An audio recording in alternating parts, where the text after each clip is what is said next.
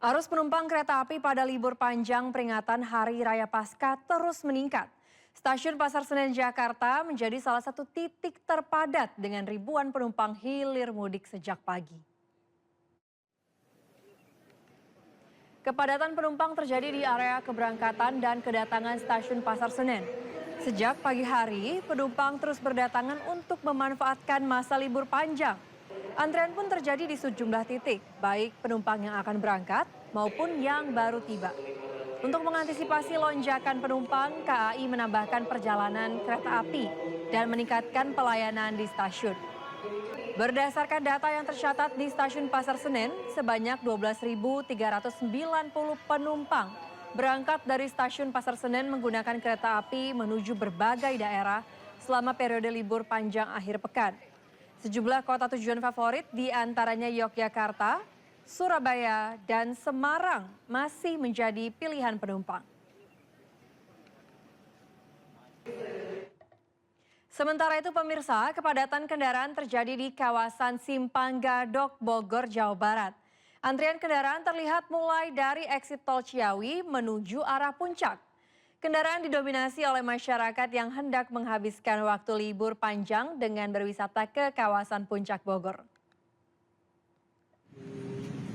Pantauan mata itu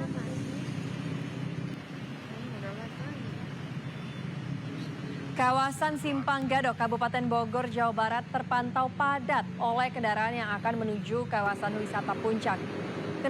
Kepadatan mulai terlihat sejak pagi mulai dari eksit tol Gadok. Untuk mengurai kepadatan kendaraan, Satlantas Polres Bogor memberlakukan sejumlah rekayasa lalu lintas. Di antaranya skema satu arah dari arah Jakarta menuju arah puncak. Kawasan wisata Puncak Bogor, Jawa Barat ternyata masih menjadi destinasi wisata favorit bagi sebagian besar masyarakat untuk menghabiskan waktu libur panjang. Memasuki hari kedua libur panjang Paskah, arus kendaraan di tol Cipularang, Purwakarta, Jawa Barat padat. Arus lalu lintas dari arah Jakarta menuju Bandung terpantau padat sejak Sabtu pagi. Kepadatan didominasi ribuan kendaraan pribadi yang berasal dari Jabodetabek. Mereka hendak berwisata untuk menghabiskan libur panjang akhir pekan. Diprediksi kepadatan di tol Cipularang akan terus terjadi hingga Minggu besok. Pengendara juga diimbau selalu waspada dan memastikan kondisi kendaraan prima sebelum pergi berkendara.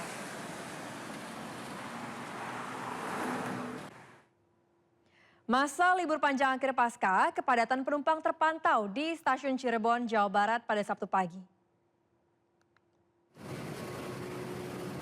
Peningkatan penumpang yang turun di stasiun Cirebon terlihat sejak Jumat kemarin.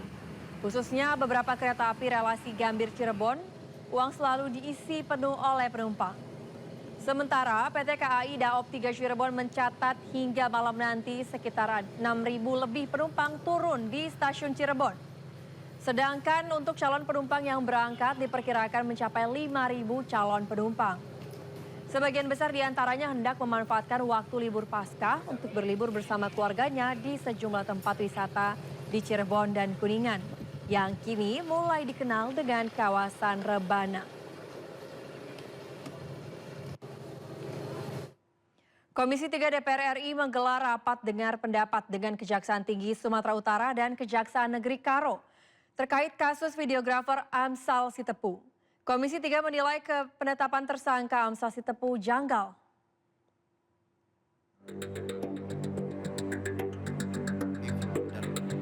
Dalam rapat dengar pendapat Ketua Komisi 3 dengan Kejati Sumut dan Kejari Karo, Komisi 3 DPR RI menyatakan alasan penahanan terhadap Amsal Sitepu yang dinilai janggal.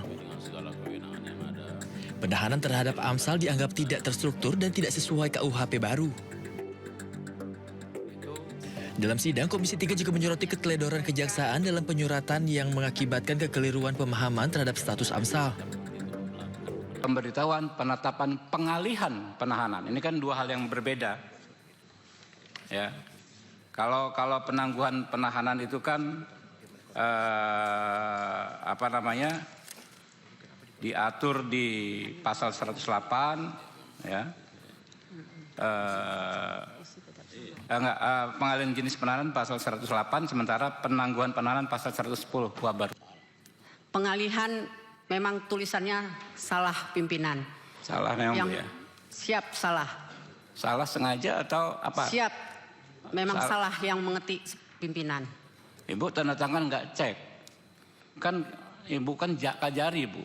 Siap. Harusnya kan paham. Dua Siap hal yang sangat pimpinan. berbeda. Oke, Siap lanjut, pimpinan. lanjut. Siap Yuk, yuk. salah pimpinan. Sebelumnya Amsal Kristi Sitepu, seorang videografer di Sumatera Utara, dijadikan terdakwa dalam kasus markup pembuatan video profil desa di Kabupaten Karo. Namun dalam putusannya majelis hakim menyatakan Amsal tidak bersalah dan dibebaskan dari segala tuduhan. Komisi 3 pun meminta pertanggungjawaban dari Kejari Karo atas kasus ini dan meminta penuntut umum dan Kejari Karo yang bersalah untuk diberhentikan dari jabatannya. Dari Jakarta, Kevin Pakan, Iriansyah Wahyudi, Laksana, A-News melaporkan. Informasi berikutnya, Presiden ke-7 RI Joko Widodo tanggapi permohonan restoratif justice yang diajukan oleh Rismon Sianipar. Jokowi sebut tugas dirinya hanyalah memaafkan, sementara restoratif justice menjadi urusan penyidik.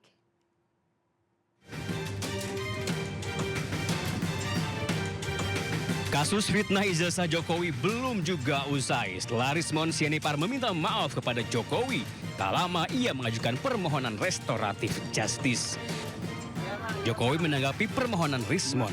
Presiden ke-7 itu menegaskan jika kewenangan pemberian restoratif justice bukan urusannya, namun urusan penyidik Polda Metro Jaya. Restoratif justice itu adalah kewenangan Polda Metro Jaya, adalah kewenangan para penyidik. Saya hanya hadir ke saya, Pak Rismon Sianipar, kemudian meminta maaf dan saya maafkan sudah. Dan selanjutnya itu yang ngurus penasihat hukum saya. Di sisi lain, setelah mati-matian menyebut ijazah Jokowi palsu, Rismon akhirnya mengakui ada kekeliruan dalam penelitiannya. Rismon lalu mengajukan permohonan restoratif justice. Gayung bersambut 4 pelapor dalam kasus fitnah ijazah Jokowi menyetujui permohonan Rismon. Jadi intinya saya jelaskan tadi bahwa ini murni karena memang temuan saya yang memang nanti saya akan tulis supaya bisa dipertanggungjawabkan di depan mereka-mereka yang mengetahui, mereka-mereka yang memang memiliki latar belakang pengetahuan di bidang digital image processing maupun digital forensik. Itu akan saya bukukan. Dalam nikahan kasus fitnah ijazah Jokowi, Rismon bukan orang pertama yang mengajukan permohonan restoratif justice. Januari lalu, Egy Sujana dan Damai Harilubis sudah lebih dulu melakukannya hingga dikabulkan. Polda Metro Jaya akhirnya menerbitkan penghentian penyidikan atau SP3. Dari Solo, Jawa Tengah, Septiantoro, A-News melaporkan. Masih di bulan Syawal dan dalam suasana Lebaran, Seskap Teddy membagikan momen hangat saat dirinya bertemu Wapres Gibran.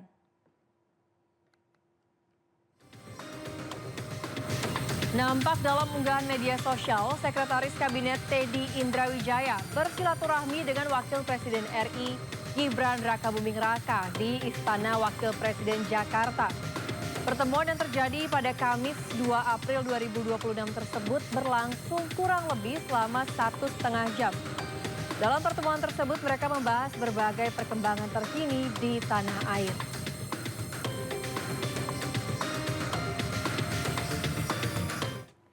Bupati Sleman Harda Kiswaya tidak akan diterapkan WFH untuk ASN setiap Jumat. Meski sebelumnya pemerintah pusat telah tetapkan kebijakan work from home bagi aparatur sipil negara dalam sekali dalam sepekan setiap hari Jumat.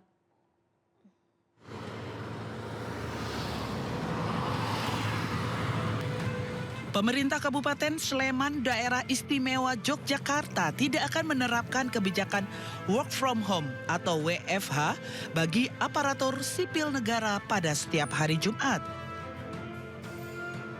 Kebijakan ini diambil karena menurut Bupati Sleman, Harda Kiswaya, WFH tiap hari Jumat membuat pelayanan masyarakat tidak berjalan dengan optimal. Terlebih, hampir semua organisasi perangkat daerah di Kabupaten Sleman bersinggungan dengan masyarakat. Itu perintah saya hormati. Dan berkaitan dengan WFH itu kalau di wilayah kabupaten khususnya di Sleman itu nggak bisa optimal, sehingga saya tetap melayani masyarakat seperti biasa. Sementara itu, Harda juga memastikan tidak ada masalah bagi ASN jika tetap masuk kerja di hari Jumat seperti biasa. Selain soal WFH, Harda juga menjelaskan masih mengkaji dan mengidentifikasi soal pembatasan BBM dinas. Sebelumnya, pemerintah menetapkan kebijakan work from home atau bekerja dari rumah bagi aparatur sipil negara sekali dalam sepekan pada setiap hari Jumat. Meski demikian, ada sejumlah sektor yang dikecualikan dari WFH, yakni layanan publik seperti kesehatan, keamanan, dan kebersihan. Selain itu, ada juga sektor strategis seperti industri atau produksi, energi, air, bahan pokok, perdagangan, transportasi, logistik, dan keuangan. Dari Sleman, Yogyakarta, Heru Trijoko, iNews melaporkan. Menteri Pendidikan Dasar dan Menengah Abdul Muti tegaskan kebijakan work from home atau bekerja dari rumah setiap Jumat tidak berlaku untuk sektor pendidikan. Ia menjelaskan kebijakan WFH bagi ASN pada setiap Jumat itu lebih ditujukan untuk instansi perkantoran, bukan lembaga pendidikan. Terkait hal tersebut, kegiatan belajar mengajar di sekolah tetap berjalan normal dengan tatap muka.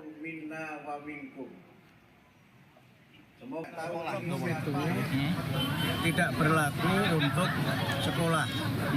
Jadi sekolah tetap masuk sebagaimana biasa. Tetap masuk sebagaimana yang sekarang ini berlaku. Karena sekolahnya masuk, ya guru-gurunya juga tetap masuk. Yang work from home itu adalah kalau di kantor-kantor. Saya di kantor kami di Kementerian Pendidikan Dasar Menengah itu kita ikuti aturan work from home. Dan kalau hari Jumat, itulah yang menjadi work from home.